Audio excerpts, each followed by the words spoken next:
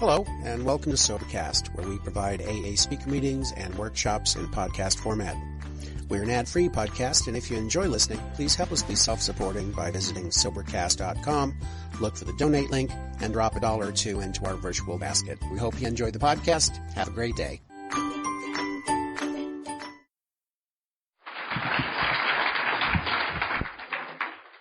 I wouldn't do that. You haven't heard anything yet. And I'm telling you, if you've been here today,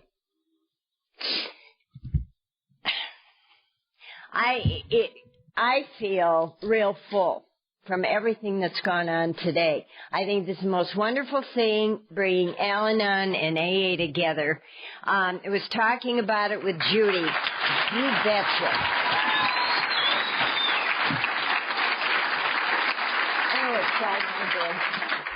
I was talking about it with Judy, and she said we're so alike. And we are. We're just exactly alike. The only thing that's different is some of us are a little more fuzzed up in the heads than the others. And whoever you think is, why, it's your gamble. It's a privilege to have been asked to be here. And I want to thank Julie and Dennis for allowing me to crash in their son's bed. And that's neither here nor there. He's only 8.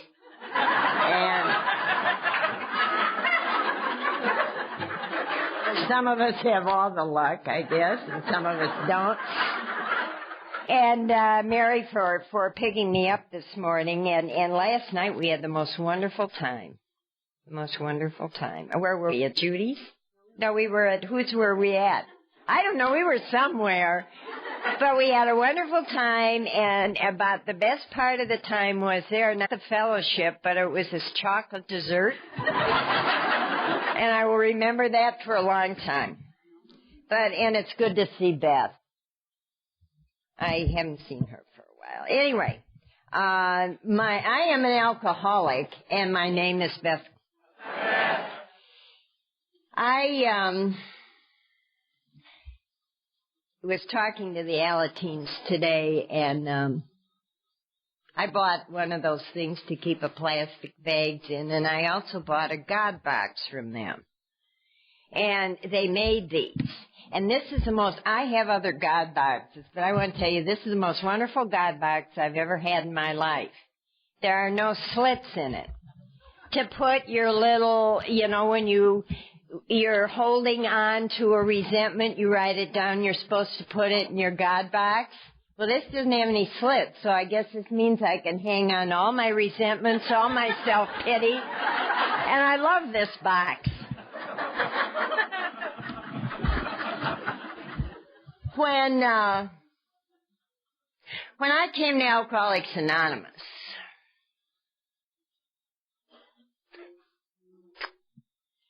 I said to my sponsor, I can't wait until I know it all. And she gave me that faraway look. And she said, I want to tell you something, Beth. She said, this is like an adventure. Because it isn't a matter of, a program that works or that. She said, you'll hear a lot of it, but let me tell you something. This is a way of life. And she said, this is an adventure in living. She said, what it's like being on a choo-choo or on a bus, and you're taking this trip. And she said, if you are looking into, the bus station or you're looking into the train station, you're missing the important thing of the whole trip, which is the scenery. You're forgetting to look out the window. And she said, that's what this thing is all about. It's a way of life. It's getting through what you see out that window. And she said, let me tell you something. Sometimes there's fields of daisies. And she said, sometimes there's burned out areas that you pass. And other times you see beautiful mountains and sunsets in the background. She said, and then you get back to the field of daisies and then into the desolate areas. And she said, that's what this adventure is all about. And what this is how we live through all these areas in our life. And she said, you're never done. You're never done learning. And that's the deal with this. You're never done learning. You're never done growing. And she said, this is why it's easier to stay in Alcoholics Anonymous and keep coming back. And she said, I'm telling you, stay here. Stay here and take the cotton out of your ears and shove it down your throat, and you listen and you hear. And you take one thing home of value from every meeting that you attend. And write it down or you're going to forget it. And I remember in the beginning of my sobriety that when something would hit me that somebody said, it could be a word, it could be, I don't know, a part of their life of recovery or anything, I used to give her a poke, and she'd write it down in a sentence because I shook too hard for the first 6 months to even write. And then I'd take the little piece of paper home, and my husband would write it down for me. And over the years, I've done the same thing in every meeting of Alcoholics Anonymous I have ever attended. And as a result, I have 12 notebooks that are that thick, and they're just full of the one thing of value that I've heard at every meeting of Alcoholics Anonymous. And the thing about it is I look through that, and I leaf back through that. What I find out is I'm doing exactly the same thing today that I did back then. And maybe that is why this is such a wonderful adventure. The learning, you're never through. And I did say to her, the day I die, I'll know everything. And she said to me, listen, let me tell you something about the day you die. Day you die, you're going to the big meeting in the sky. And when you go through the gates, you're going in as a new person, and you're going to start all over again. So get that out of your head. You know, the old battle axe, I can't, she is phenomenal. Phenomenal. I'm supposed to tell you my sobriety date. My sponsor always said, be sure you say that before you start. Otherwise, they're going to think you're an escapee from some kind of a loony bin when you get going. My sobriety date is March the 5th of 1972, and it is by the grace of God and people like you in many, many rooms that I haven't found it necessary to have a drink or do anything screwbally, take anything that's going to make me nuttier, really, than I am since then. I also have a sponsor. She said to mention that. And I also have a home group. And I was told right from the get-go to get a home group, and I was told that you never miss a home group. It's a place you go when you're dead. So I've had the same home group for almost 26 years. And I just have a love affair going with Alcoholics Anonymous. And may it continue, because you have given me so much. And I guess I'm supposed to tell you a little bit about what it was like and then what happened and what it's like today. And yeah, I'm doing the same things today that I did back in the beginning of my sobriety. I still read my big book, 2 pages a day out loud. And I've gone through big books, and they change. They change. It's like magic. And I write in the margins, and I underline the big books, and I take a big wherever I go. And if you're squirrely about taking, a big book and reading it on wherever you are, on the bus, on the choo-choo, or wherever, because it has those white letters that say Alcoholics Anonymous, and you don't want anybody to know who you are. They've got littler ones now, and they're blue, and they've got blue writing on them, and nobody can see what the title is, so you can sit there and read the thing. People think you're, reading pornographic literature or something. They don't need to know.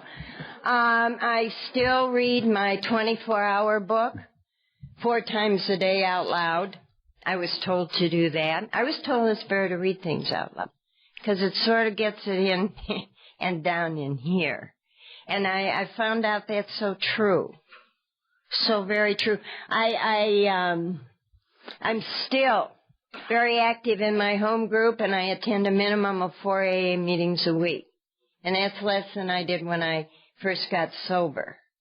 But my sponsor said to me, it's important that you go, and I learned it was very important along the line because I've seen what happens to people when they back off from going to meetings. And if you're never through, growing, and if you're never through learning, I just, myself, and I'm not speaking for Alcoholics Anonymous, I'm just telling you a little about me and how I feel. I love going to meetings of Alcoholics Anonymous.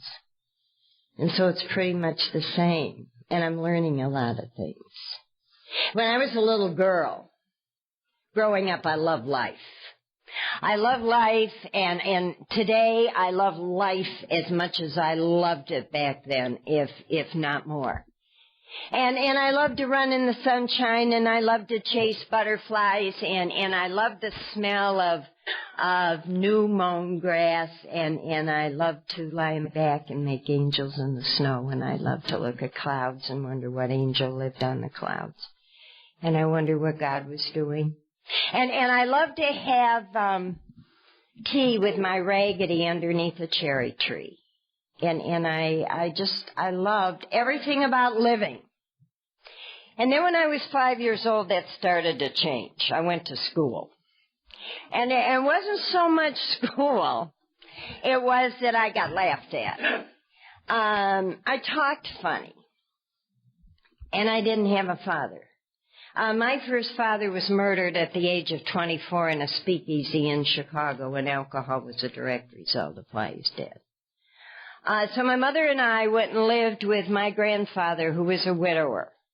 And my grandfather and my grandma and my mom had come over from Aberdeen, Scotland, and that's how they talked, and that's what I listened to, and I had that Scottish brogue.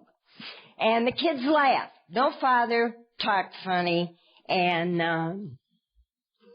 I just felt real different right away. And I let that hang in there for years, even though my mother saw to it. I had 9 years addiction lessons. And even though my mother married one of the finest men I've ever met in my life when I was 8.5 years old, I just kind of felt I was different. And another reason I sort of felt that way was because, see, we had a big family, and they'd all come over, and you know how families are. Oh, hello, how are you, little girl? My, how you've grown. And all that stuff. And then they'd take out bottles, and they'd take glasses and fill them up with ice and pour some of the stuff in the bottles in them, and then they'd drink it, and everybody'd get mad at each other and use terrible language, and they'd go home, slam the door, and we never ate. And I swore it was never going to be like that. And I knew that was as I got older. It was alcohol, and I swore I was never going to drink alcohol. And I watched my mother go downhill with alcohol. And I was able to, Mom died 6 years ago, and I was able to go and talk to my mother and hug her and love her, and the way that you have taught me to do. Because forgiveness is a big thing. Forgiveness not only of ourselves, but of other people. And I realized over the years that my mom had done the best job that she could do, and she did a lot for me, and she gave me a lot. And it was a wonderful thing to hold her and to rock her and to tell her I loved her before she died. And without Alcoholics Anonymous, I never could have done that. So I was this glum thing, and I felt like I was outside a window looking in, and I went through life like that. But you wouldn't have known it, see. I wore a mask. And I wore a mask until I came to Alcoholics Anonymous, till my sponsor said to me, you don't need to wear a mask anymore. In here you learn who you are and where you're going for the first time in your life. And maybe that's why when I say I'm an alcoholic, I know who I am. And I know where I'm going. I'm trudging on a wonderful road of recovery with you on this adventuresome road, and it is an adventure. There are things that happen on a daily basis that are just phenomenal in this adventure of life. And so, Mr. Wonderful came along, all 6 feet, shoulders like the Rocky Mountains, blonde hair, blue eyes, a real catch, see, and I caught him.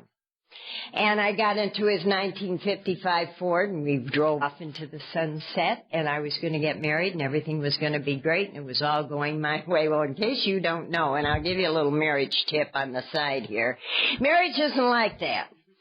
It's a two-way street. You give, and give and give. I didn't know what love was. I didn't know till I came to Alcoholics Anonymous.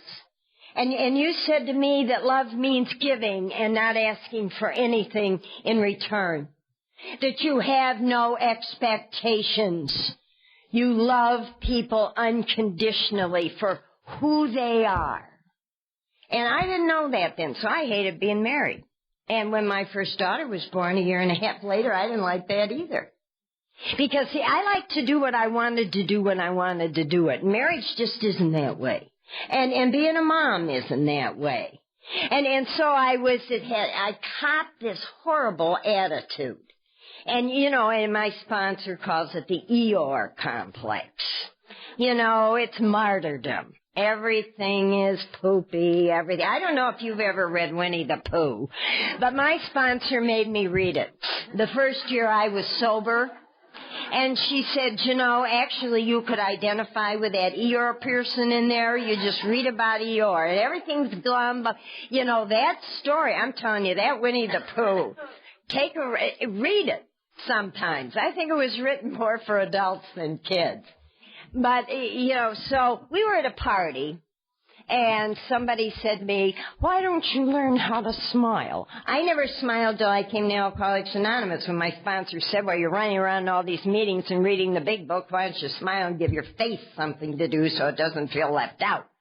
I've been smiling ever since.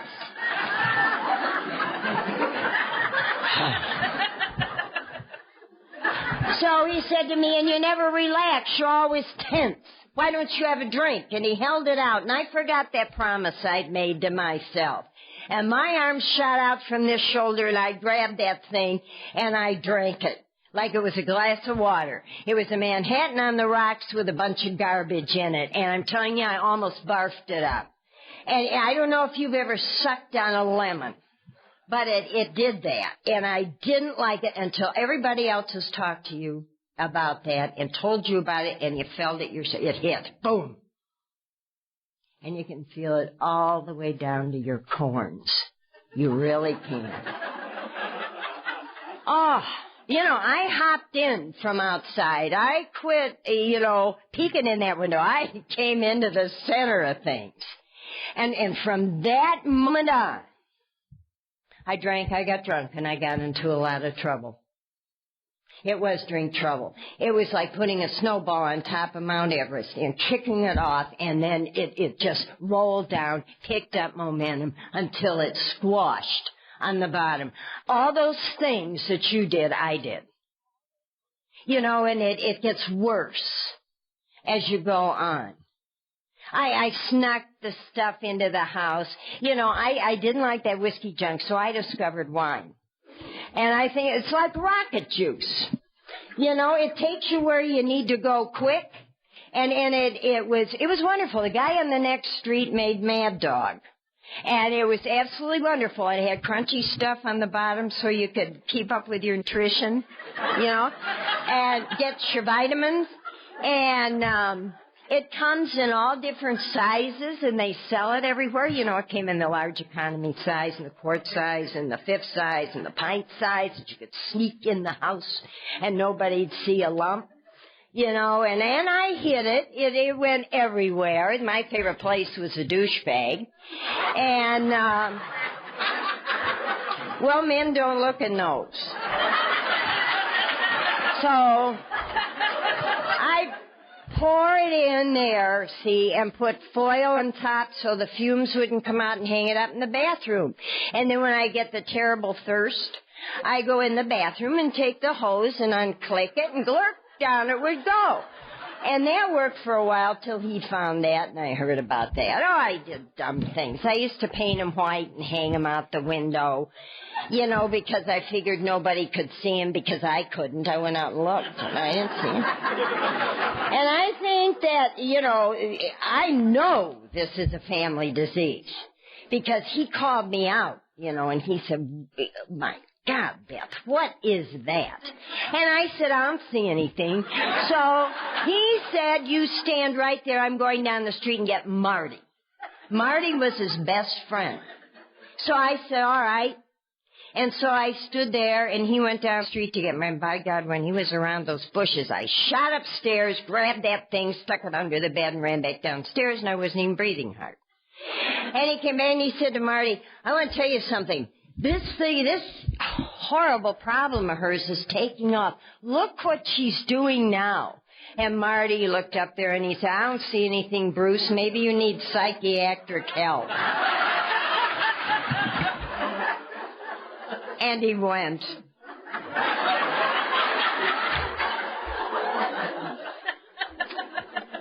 So, anyway, you know, it progresses, and you forge checks, and you go at night wherever you feel like it. And he got a little sick and tired of them calling from the supermarket and said, she's again asleep over the basket. Will you come get her?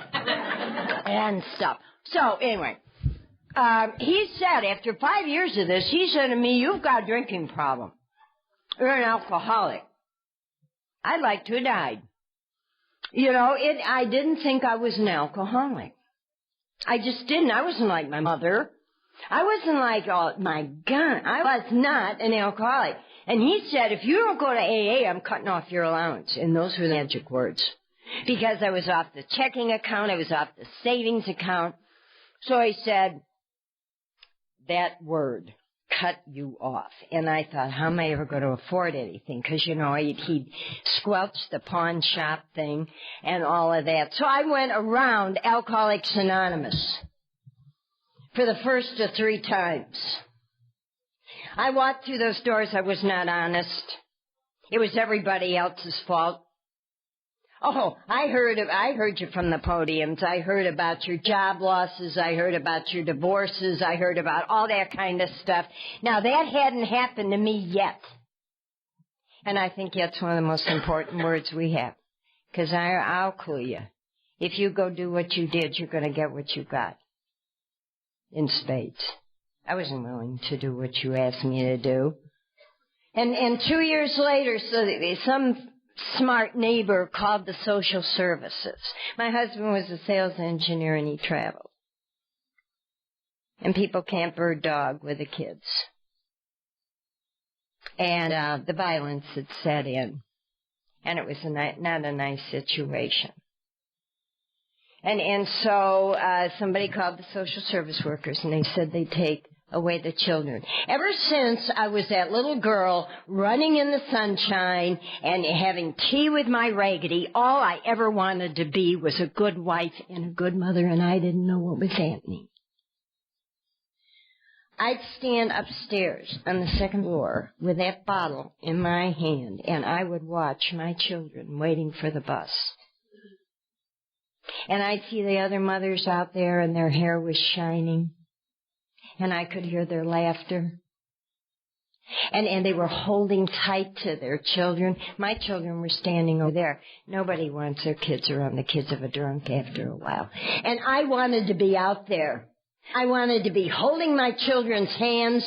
I wanted my hair to shine. I wanted to laugh. And I didn't understand what was going on. And the pain, I drank. I played the same game around AA. I went to 1 meeting a week. Now, you know what? I'm going to be 67 years old in about 3.5 months. What grade would I be in if I went once a week to school? I probably wouldn't be out of kindergarten. You know, oh, there she is, 67 years old, stuck in kindergarten because she only went once a week. I feel it's the same with AA. I've got to go to a minimum of 4 meetings a week. And I told you before, I'm not speaking for Alcoholics Anonymous. I'm just sharing with you how I feel. And I didn't then, and I paid the price.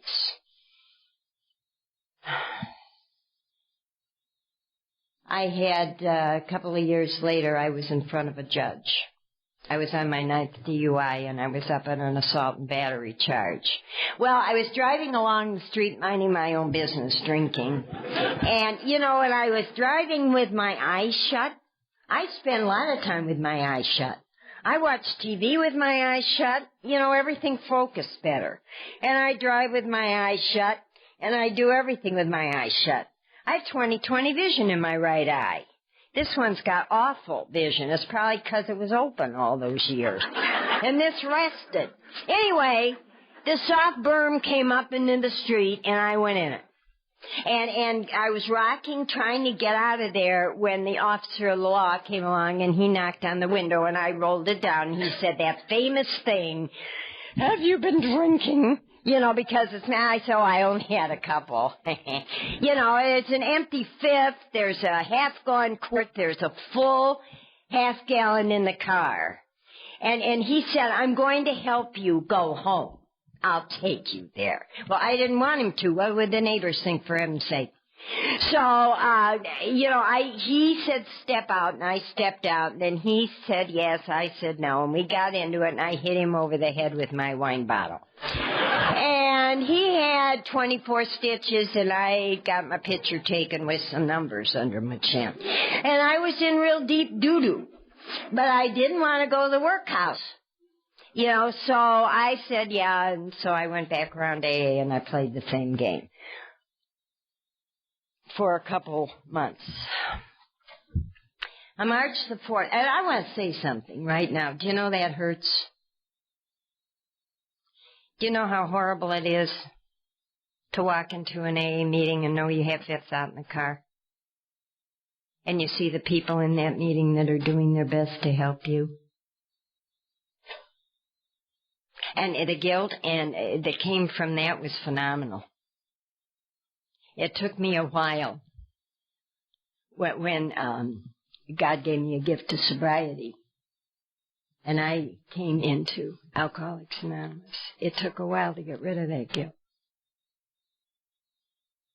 By March 4th of 1972, in the kitchen, I'd finished everything there was to drink in the house by 9 o'clock in the morning, and I didn't have that awful feeling down here of panic and of fear, because I'd run out of everything. It was the first time that I didn't think rubbing alcohol, or I didn't think cologne, or something like that to get me through.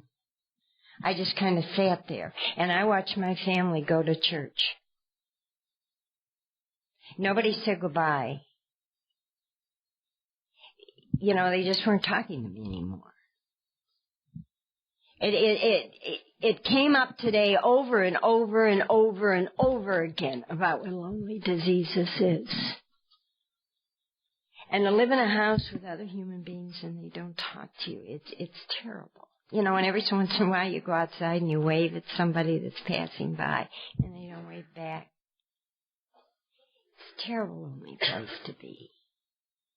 And I don't ever want to go back to that. You know, my oldest daughter, Ann, called me Mom when I was sober 3 years. And then the rest of them followed. Do you know my husband called me by my first name when I had 2 years of sobriety? And you know what you kept saying to me? Stay there and do the things that you're supposed to do. Because that's what it's all about.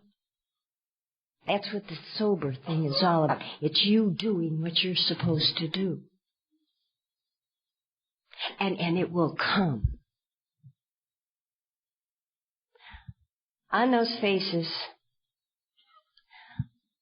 on that morning, I saw all the horror of this disease, all the fear, all the frustration.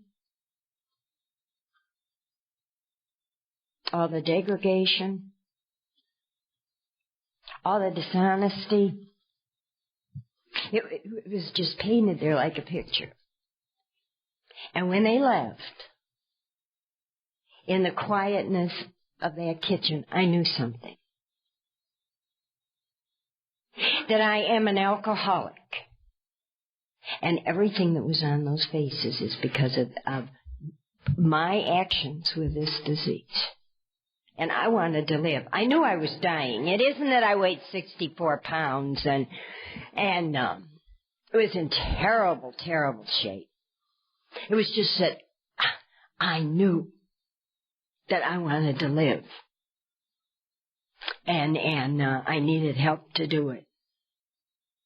I have to believe that split second of time, that little part of me that hadn't been chewed apart by alcohol that I call my soul opened up and God zoomed in. I believe this is a gift. Now, I didn't say God help me. I'd slammed the door on him a long time ago. But it happened. And it's the only way I can make any kind of sense out of it, that it was the first time in my sobriety that God gave to me and did for me what I couldn't do for myself. And yes, I believe this is a gift. I have another drunk coming. I'm an alcoholic. But I don't have another recovery coming. I was given this gift to live again. And it's kind of like, you know, if you get a Monopoly set or Parcheesi or something for Christmas, you know, and you take it out and you play with it and you're all happy and you're having a good time with it, you're so careful when you pick it up. And you put every piece back into the box and you don't miss any, and you peek under the sofa to make sure nothing went under there. And then you put it on the shelf, and the next time that you go to take it down, you can't, because it's all intact. But if I get careless with that game and I lose a piece here and a piece there, the day's going to come when I take it down. I can't play it anymore. And that's the same reason I don't want to get careless with this thing called sobriety, with this gift of sobriety. I called my Aunt Jean in Chicago, who at that time had 19 years of uninterrupted sobriety, and thank God she was there, because I told her I wanted to live.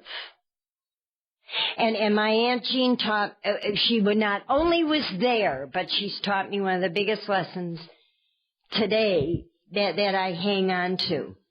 When my Aunt Jean had 20 years of uninterrupted sobriety, she thought that she'd had enough of meetings, that she knew it all.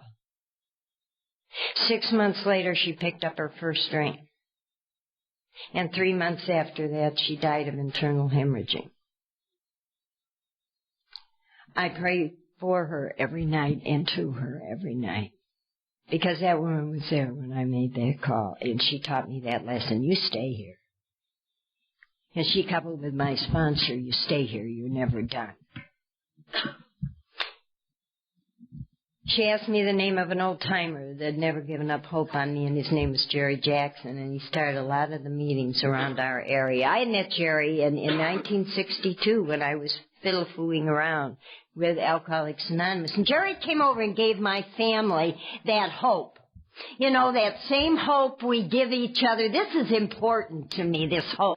The same kind of hope we give each other when we're sitting across from each other having a cup of coffee, or we see each other walking down the street, or we see each other in a mall and we chitty-chat and all this that kind of hope that we can rebuild what has been destroyed. And I saw that kind of hope one day. I was cleaning my house, and I bing a little spider web out of a corner, and down he came.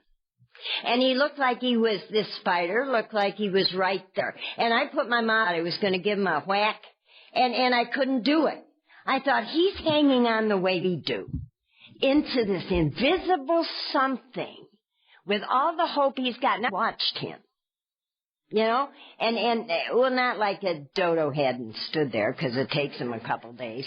Every time I go through, the living room, I give him a little peek, and he put one fuzzy foot over the other, and he climbed and rebuilt what was destroyed, his home.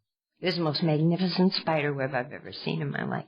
Sunlight come through the window and hit it, turned all colors. It's beautiful. And I have to remember that. And Jerry said this wasn't going to be easy, because nothing in life that's worthwhile is easy. But he said, if you take our hand, trudge this road with us, Beth, it'll get better. And today I think I know what better is. Better is I can live with this. And I better be able to live with this. Because when I go to bed, I'm already in it. I go to brush my teeth, I'm standing there already. I go to sit down on the toilet, I'm already seated there. Wherever I go, I seem to be there already. And I guess this is what better is, being able to stand it. I was always running away from myself for so long. And I take an inventory. You taught me that. And my sponsor always said, when you take these little nightly ditties, remember if you did something nice during the day. That's important, too. Quit putting yourself down. Yeah, it's better today. And then they came. Be glad you can pick your own sponsor. Back then we took what we got, and by God, we had to like it. And in they came. And then they tell you everything you never wanted anybody to know in your whole darn life, and all they're doing is sharing their experience, strength, and hope with you. And they whisper, and they say how sick you are, and all this kind of stuff, and hear treatment, and you hear this, and I don't know, some guy said that when I first came to Alcoholics Anonymous, I looked like olive oil after a shipwreck. But I managed to stay here. And so they tried Serenity Hall in Bayview Hospital, and they didn't take women at all. Rosary Hall had 3 detox beds for women, and they had shut down for women because they were opening up to 5 beds and I guess hanging up polka dotty curtains or something. And then they tried St. Thomas, and St. Thomas at that time had 4 detox beds for women, and they were full. They had a 4.5-week waiting list. So my sponsors decided nobody died on them, and by God, nobody was going to start. So we went to 2 and 3 meetings a day, 7 days a week for the first year I was sober. One time, I called the old witch and told her I was too tired to go. Death isn't as quiet as it got on the other end of that phone. And then she sucked in air. And when she sucks in air, you hang on to stuff that doesn't move. I'll clear. You go, zap, right through there. And then in that voice, she said, if you think you're tired, what do you think we are? Stop being so selfish. We'll be there in 10 minutes. 10 minutes later, I was standing outside, all excited that I was going to another meeting of alcoholics. When she jumps, or when she goes like this, boy, I jump. But she was always there. She's always been there. And I remember, and I got to throw this in, I love 12-step calls. I wish we had more. We're starting to get more now. But I remember the first 12-step call I went on, the phone rang. We're in between meetings. I'm trying to go to the bathroom in peace. And the phone rings, and it's her. And she said, the hand is out. And I said, the hand is doing what? And she said, the hand is out, and we are responsible. I'll be there in 5 minutes. Be ready. So I went outside to see what this hand deal was all about. She pulled up, and I got in, and we drove off to this 12-step call. Now, she was explaining to me about what one was like when we went on, and that the poor suffering, blah, blah, and the hand is out, blah. So we pull into the driveway, we knock on the door, nobody answers. So I start back to the car, and she said, where are you going? And I said, nobody's answering, and she said, wait a minute. When the hand... Woman is nuts. She said, look up there, and on the second floor, the window's open that much. Go into the garage and see if there's a extension letter in there. I said, that's breaking and entering. She said, no, it isn't. She said, she called us, we didn't call her. And when the hand got, I said, huh. So I went in there, got one. I put it up, and I'm holding it like this dutiful sponsor. And she said, what are you doing? And I said, I'm holding it. She said, you're going up, I'm not. And handed me the big book. And then she hung onto the ladder. Now, she's been on a darn foot machine ever since she got sober. So she's hanging on to the ladder, and I'm going up with this book, scared of heights, you know. And I told her that, but she came through with that when the hand junk. So I go up and raise the window and started to climb over, and I caught my foot, and I went flat down on the poor suffering alcoholic that's laying spread-eagled on the floor hanging on to her bottle. I didn't know what to say to her. I'd never been on one of these. And I'm this far from her face. So all I said to her was, did you call Alcoholics Anonymous?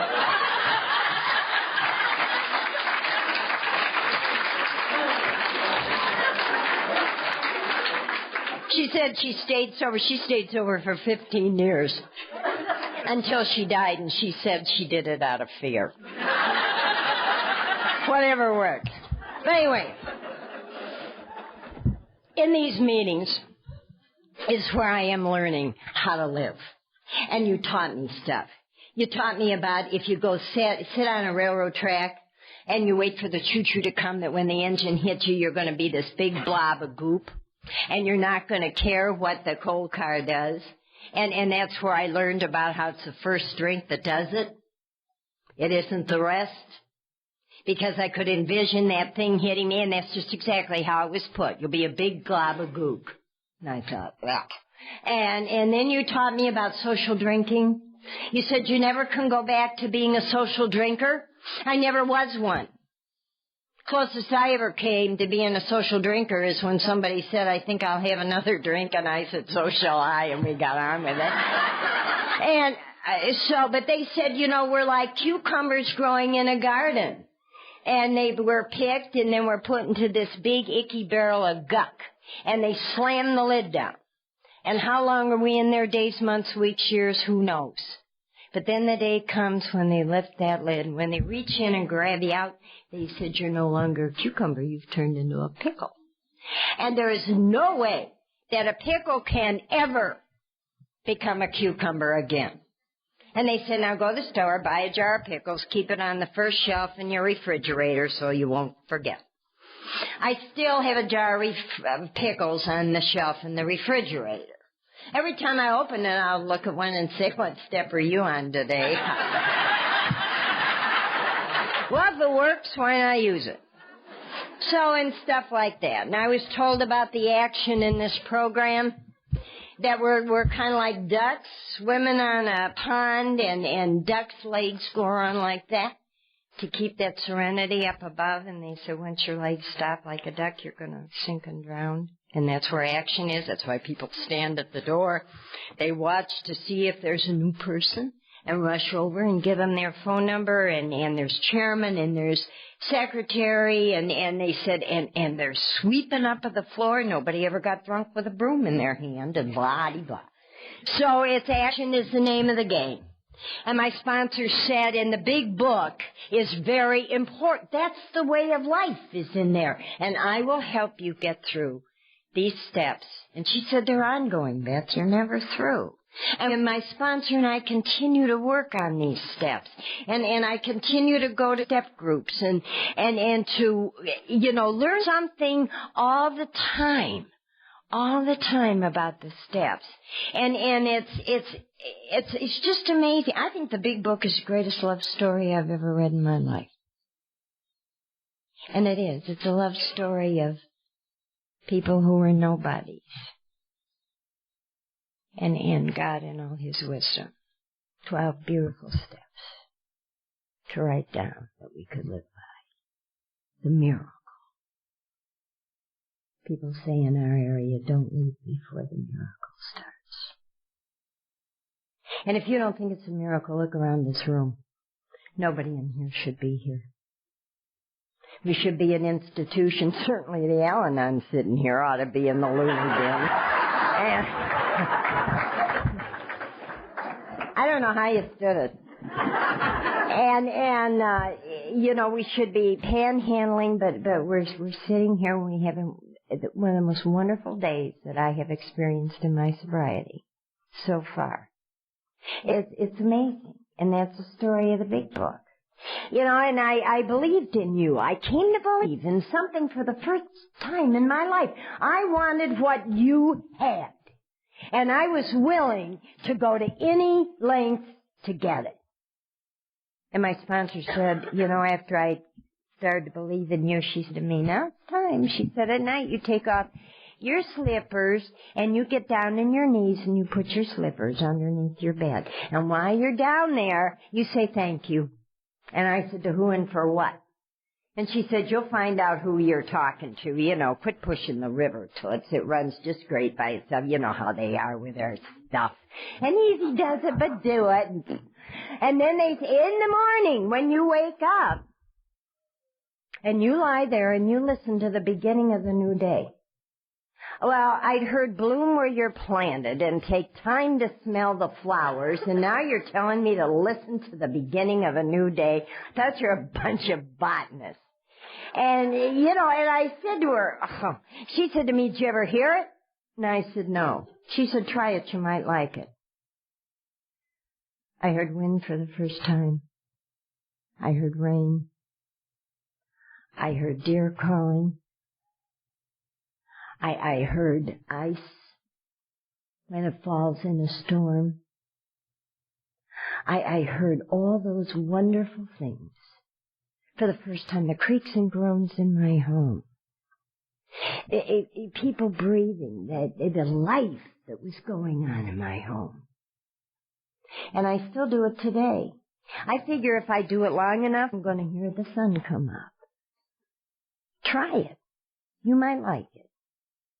Only thing is, if you live by yourself and you hear somebody breathing, you better dial 911 quick. And then they say, get out of bed, and while you get down on your knees and while you're grubbing around for your bedroom slippers, remind yourself you're an alcoholic and the problem is you, and ask to make lemonade out of the lemons of life that have bounced your way today, and get up and get on with this thing called living. And I did it because I wanted to be sober more and I wanted to be drunk, and I found out who I was talking to, and I called him God.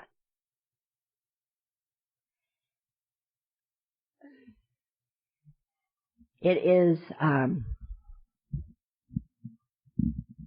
it's beyond my wildest dreams. It's not that he's ever come down and took me out for a McDonald's or a Wendy's or anything, but it's a feeling that he's there. He has carried me through some of the darkest times in my sobriety. With those wonderful, it's a feeling of having those wonderful arms there to you. It's you know, he has never given me what I want. I've never asked him. He knows what I want. But he gives me instead what I need. And I always pray for courage. That's all I want. That's all I pray for, is just courage to get through, you know? And I've never said, why me? Why not me? Obviously, we're not given too much in a 24-hour period that we can't handle with His grace. And you know, the support and the love and the 12 steps of Alcoholics Anonymous. Truly. You know, it's a wonderful feeling. Does he do things right away? No. He's slow, he's pokey, he's old, for God's sake, you know, give him the edge. But and he, my God likes laughter. He doesn't want you going around like an old poop. He just doesn't. Wipes tears from your eyes and talks to me through you guys, people that I have met in my recovery. I did not know how to let go and let God. I heard you say it. Let go, let God. Well, I didn't know how. I said, how do you do that? Because I needed to know that. And my sponsor said to me, you need to know that. Before you get to that fifth step, you need to know how to let go, because forgiveness will come with it. I had a couple things that were bothering me very badly that could have been just the end. And she said to me, did anybody ever fix anything for you in your life? And I said, yeah, my Scottish grandpa. And she said, give me an instance. And when I was a little girl, having tea with my raggedy, one day the dog came and grabbed her and tore off her arms and took a big chunk out of her stomach and got a butt knife hanging down on her cheek, and her little red yarn hair was all over the place. And I picked her up. She was the only thing that I really could trust. And I took her to my grandpa, and I climbed up on that lap.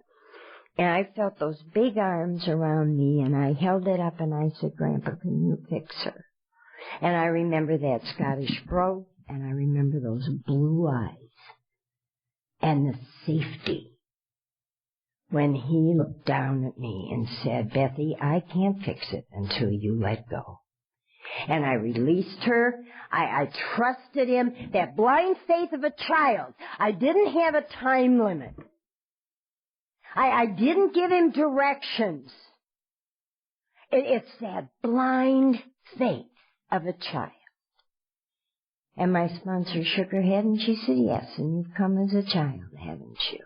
And I could start to let go of things and give it to my God and not give him a time limit, but know with your love and support and with a God who had given me a gift to live, that everything would be all right. I had a little girl that was 1.5 years younger than my daughter Ann. And Kimmy got the measles when she was 1.5 years old. And back then you had to watch them very carefully. They didn't have shots for those. And I was in the kitchen one morning and I was drinking. It was 9:00 in the morning, and I was pouring my booze from a gallon thing into all assorted things. And Annie came out to the kitchen and she said, Mama, Kimmy's the color of the sky. And I told Ann to go away and not bother me. And she was back in a second. She said, Mama, Kimmy's on the floor, and Mama, she is the color of the sky. And I hit Ann. The neurosurgeons at Rainbow Babies and Children's Hospital figured that Kimberly was on her 4th very violent convulsion by the time I got into the living room. And as a result of losing that much oxygen, she retrogressed mentally to a 3-week-old baby. And she stayed that way until she died when she was 9 years old. We had to put her in a private home when she was 5 because we had other children, and Kimberly was 24 hours around the clock, and my husband told the doctors that he absolutely could not trust her with a mother that was a drunk. I never saw that child sober. I never visited that private home and saw her sober. I never was sober when they brought her up when she died on a Good Friday when she was 9. And I never saw her sober at the funeral. I didn't know how I was going to get through that. And you know what my sponsor said to me? Now is the time to learn about self-forgiveness. She said, but God was aware of everything that has gone on in your life. And God is also aware of the fact that you probably are one of the best mothers that there ever is. But with alcohol in your life, and alcohol, Beth, removes. It takes away. It takes away decency. It takes away integrity. It takes away that ability to have priorities. And God forgave you and has forgiven you enough to hand you a gift of life again, who are you not to forgive yourself? And over the next months, I really worked on that. And I could see how God of my understanding had forgiven me and given me a gift of life. And I have learned to forgive myself. I am fully aware of the fact that with alcohol in my life, I am nothing. And without it, by gosh, I am something. I also had a little boy in 1970 who lived 8 days and he died. He died an alcoholic. His mother drank 24 hours around the clock when she was carrying him. Always hearing that promise from alcohol, oh, everything will be all right. Well, it wasn't. The delivery room stunk like a bar room, unquote the doctor.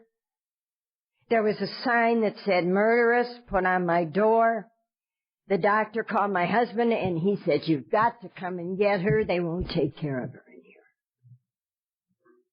And I worked my way through that. And now today when I go over to the cemetery and I sit there right between where Kimmy and Jeffy are buried, I can read them Winnie the Pooh and I can tell them how my day was. And I can ask them how things are with them. And the forgiveness that Alcoholics Anonymous and my God, as I understand Him, have afforded me is the greatest gift of all. The greatest gift of all. I believe amends are how you live on a daily basis. And that's why I do the best I can do. I don't even try. I do the best that I can do on a daily basis. Sometimes not coming through the way I should. Sometimes making mistakes, because I do. But you told me that I can learn from my mistakes. And doing the best job that I can do today to repay the gift to the giver. And my amends are how I live. And work my way through the steps for the first time and the many, many, many times since. And when I have something that I have done, I will sit down and I will write it out and I will go to my sponsor and we have another fourth and fifth step in process. I did not practice the principles in all my affairs in the beginning. You know, I was a wonderful wife and mother, and I was going to all these meetings, and I wasn't drinking. My God, you better watch out what you do or you say, or I'm going to get drunk. You know, my home group overheard it. I don't know about your home group, but my home group has big ears, and they hear everything. They're up in the lights. They pop out of sewers, you know, for God's sake. You're driving along, and there's somebody in front of you 20 miles an hour in a 65-mile-an-hour zone. I know what I want to do with a car. I know what I want to do with my little hand, see? And I'm thinking about this, and toot-toot, beep-beep, who pulls up beside you? You-hoo, a member of the home group. God grant me the serenity. They said you go home and you treat them like you treat people in the rooms of AA. This is not what it's about. It's easy in the room where there are AAs. You know what it's like when you're standing in line with one loaf of Millbrook bread in your hand and 4 people are ahead of you with big baskets full and nobody says, would you care to go through, madam?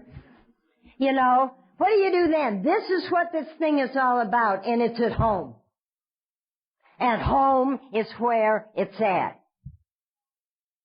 So I went home and I did treat them like A's. I shook hands. Hi, I'm Beth, I'm mother. And I didn't know who they were. I had this big and 4 littles. And I, you know, and as it evolved, I'll tell you what happened. I'll do it. I have 4 children who are very precious to me. They range in age from 33 to 43, and none of them drink or use drugs. And I don't know why. It's the grace of God. They were never told not to. And it wasn't an overnight thing. My daughter Ann, the oldest one, lives in Louisville, which is Ohio, which is close to us, and she has 3 of my 8 grandchildren, and those grandchildren range in age from 17 and a half down to 4 months. And you want to know something? They've taught me how to run in sunshine and chase butterflies and stick straws and chocolate sodas and blow the wrong way. And to, honest to gosh, to play Nintendo and to, you know, have tea. They're raggedies, the girls, underneath the cherry tree. And the boys and I sail boats, the little boys. They're aware of what Alcoholics Anonymous is all about. And I took the 5-year-old. He stayed all night. And I said, I'm going to a meeting, Jake, an AA meeting. And he said, all right, Grandma. Oh, he loves the donuts. He wants to come back. And we were walking out to the car, and he said to me, did you ever go to one of those in a covered wagon when you were coming across the plains? I said to my daughter, he's out of the will. That's it. I love my grandchildren. My granddaughter, my oldest granddaughter, called me and she said, Grandma, I got 3 tickets for graduation.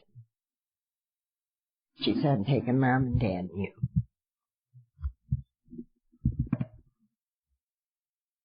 It's because of sobriety. It's because of you guys. My oldest daughter, Ann, and I talk at least twice a week. I see her and the children every other week. My daughter, Linda, and her family live very close. She has 4 or 5 of the other ones. And we're just very close, tight family. You know, we go up and spend a week together. And my daughter-in-law, my son Bruce, he lives around the corner with his wife Sandy, and her parents have a place up in Vermilion, and we go up every summer to our family. And I thought to myself, you know, when I saw him last year, the family's intact. The older ones are taking care of the younger ones. I mean, there is no arguing. There is no screaming. There are no put-downs. You know, every so once in a while, get a life or keep focused on the machine, says the 16-year-old to the baby, you know. And, but it's a time for laughter. It's a time for fun. This is what Alcoholics Anonymous has done. This is what this thing is all about. Yeah, it's suiting up and showing up at meetings. Yes, it's working the steps. My God, it's a way of life that can't be beat. My son Bruce did not talk to me for 3 years. I'd walk in one door, he'd walk out the other. And you know what you said to me? Do what you need to do. Do what you have to do. And it's like a butterfly. If he flies away and he never comes back, you weren't meant to have him. If he flies away and comes back, you were meant to. So I went to his hockey games and I went to his Little League game and I went all over the place. And one day, a very hot day on a ball mound, when I had 3 years of sobriety, his eyes searched the stands and found mine, and he saluted me with a ball. And after the game was over, he said, you know, Mom, it doesn't make any difference if we win or we lose as long as you're here. And I could talk to him. He's one of the finest paramedics that ever walked the face of this earth. The baby was 33 day before yesterday. He's still at home. Anybody in this room, 32, 33, 31, come on home with me. He's a paramedic. He's got a good job. I never see him. I was home one day because they didn't have any school early on in my sobriety, and he came home early, and my sponsor knew they were coming home early, and he came in the house and he said, I'm hungry, I want lunch. My God, I didn't boil an egg till I was 9 months sober. I went to the phone call, my sponsor started to cry, and I said, my God, he wants lunch. And this baseball hat, and these little eyes came up on her. He said, I'll teach you how to make lunch. And she heard him, and she said, you've come as a child. You've got to crawl before you walk. Let him lead you. So he took out the peanut butter and jelly and bread. He spread peanut butter on this, and he said, Daddy says, be careful, it makes holes. And the jelly will drop through. And then he spread jelly on this, and he put it together. He said, now that's a sandwich. You make one. And with tears streaming down my face, I made my first sober sandwich while a 7-year-old patted me on the back and said, job well done. son. This is what it's all about. The phone call in the middle of the night from my daughter at 6 months pregnant saying, Mom, something's wrong. We need you. And I stayed with Lenny and her family. The baby she was carrying was dead. And she said, Mom, we can count on you. This is because of Alcoholics Anonymous. It's because of God's grace. It's working a program of recovery. And in that wonderful man, we learned to love each other. We walked in the sunshine. We held hands. We learned how to dance. We could talk with each other.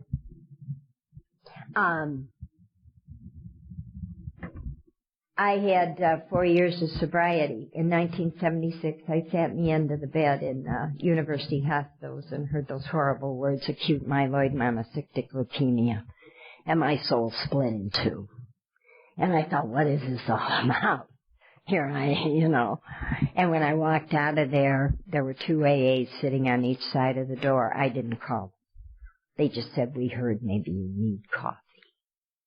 And from that moment on, over the next 2.5 years, you were always there. I never opened a mailbox without a note in there from you.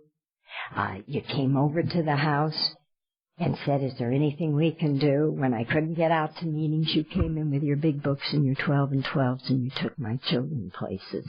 And you sat at their hockey games, and you sat at their Little League games, and you went everywhere with them because I couldn't get out of the house. And I watched a man with courage. Courage, no complaining. Get the fullest amount that he could out of every day. I wish to God I could have handed him a book and said, all you need to do is to work 12 steps and go to Al-Anon or go to AA and everything's going to be all right, but it wasn't. I was married to a man who was born an Al-Anon that worked 12 steps. The night before he died, he said, do you want to dance? And I said, and we put on old Sinatra record, and I held him real tight, because he was down to 103 pounds, and we rocked back and forth, and he said, Beth, I'm going to tell you something that I want you to pass on, that I never want you to forget. He said, not only did Alcoholics Anonymous save your life, but it saved ours too. And he said, I will be able to say thank you to the man who made it all possible very soon. He said, I have no regrets. I have no fears of leaving and going home because you're sober, and I know about the wonderful support that you're receiving. Hardest thing we ever had to do was to let go. And we released him, and I told the kids my story of my grandpa. And we sat there and we all released him. No matter what happens, no matter what little, kind of places that you pass while you're on the bus or the choo-choo, in your traveling this road, you don't need to drink or use anything. Because as soon as you get by some of the desolate fields, there's always flowers. And what I have learned in my sobriety because of you and this wonderful way of life is that there begins to be daisies that spring up in the desolate fields. And as you get more sober, the skies aren't so gray. There's some rays of sunshine in there.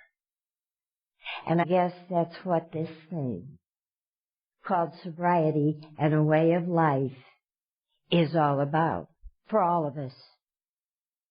Because it's afforded all of us, whether we're Al-Anons, whether we're AAs, whether we're Alateens, whether we're Alatots, a way of life that cannot be beat. I want to share this with you, and then we can eat. It's all I've done is eat. My children wrote this to me on March the 5th of 1999. 97.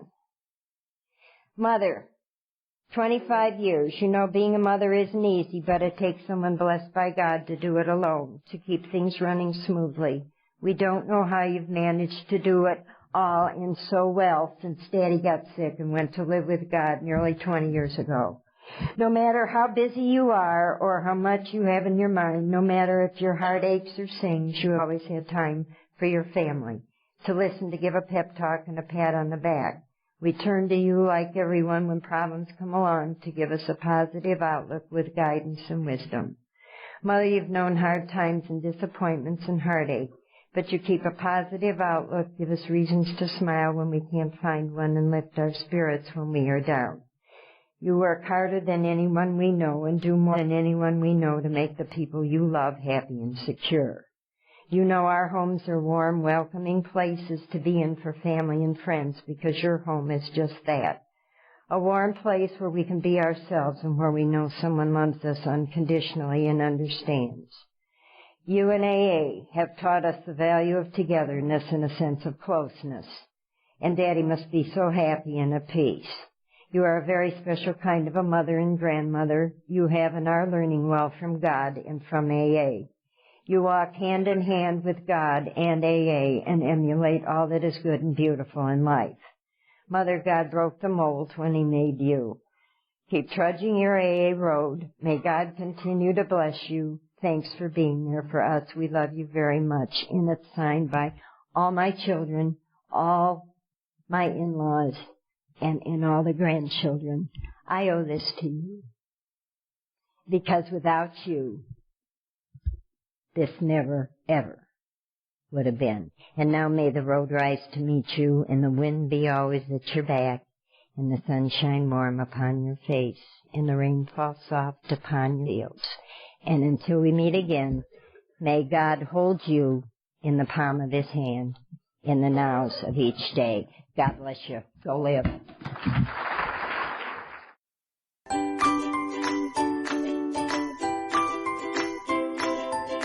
Thanks for listening. I hope you enjoyed the podcast. Sobercast is ad-free, and we'd like your help in order to keep it that way. So if you'd like to help us be self-supporting by pledging $1 or $2 a month, visit Sobercast.com and look for the donate links. Thank you very much.